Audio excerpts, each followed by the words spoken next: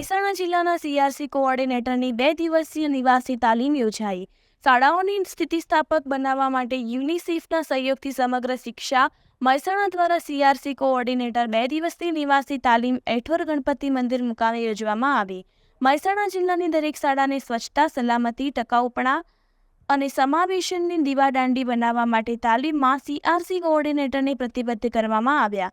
ટકાઉ સિસ્ટમો દ્વારા સર્વગ્રાહી ધ્યેયને હાંસલ કરવા તેમજ હવાની ગુણવત્તા, જમીનનો ઉપયોગ, ઉર્જાનો વપરાશ, જળ સંસાધનો, રસ્તા, આરોગ્ય, આબોહવા, આપત્તિ જોખમો, બાળ સુરક્ષા અને સંચાલન જેવા વિષયો ઉપર સઘન ચર્ચા કરવામાં આવી। સક્ષમ શાળા અંતર્ગતની માર્ગદર્શિકાનો ઉપયોગ કરી બીઆરસી કોઓર્ડિનેટર અને ટીઆરપી કોઓર્ડિનેટર દ્વારા તજજ્ઞની ભૂમિકા ભજવવામાં આવી।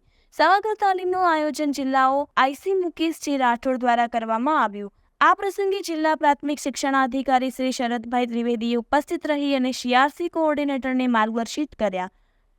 વધુમાં આ તાલીમમાં નગરપાલિકા મહેસાણાથી ફાયર વિભાગની ટીમ દ્વારા શાળા કક્ષાએ ફાયર બાબતે કઈ તકેદારી રાખવી તેની સુંદર માહિતી પૂરી પાડવામાં આવી હતી, તો તેનો લાઈવ ડેમો પણ આપવામાં આવ્યો હતો। રિપોર્ટર અલ્પેશ શ્રીમાળી, પાટણ।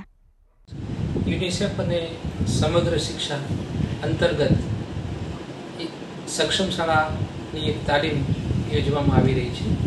સીઆરસી અને બીઆરસી કોઓર્ડિનેટર મિત્રોની 2 દિવસીય નિવાસી આ તાલીમની અંદર સ્વચ્છ, હરિત અને ટકાઉ શાળા આ મુદ્દાઓ ઉપર સઘન ચર્ચા કરવામાં આવી રહી છે અને આવનારા જે નવું શૈક્ષણિક સત્ર છે એની અંદર જે ક્લાઇમેટ ચેન્જ અને આબોહવા પરિવર્તનના કારણે જે વિષયો ઉદ્ભવ્યા છે એ વિષયોને લઈને શાળા સુધી આ સક્ષમ, હરિત અને ટકાઉ શાળાની સંકલ્પના પહોંચાડવામાં આવશે।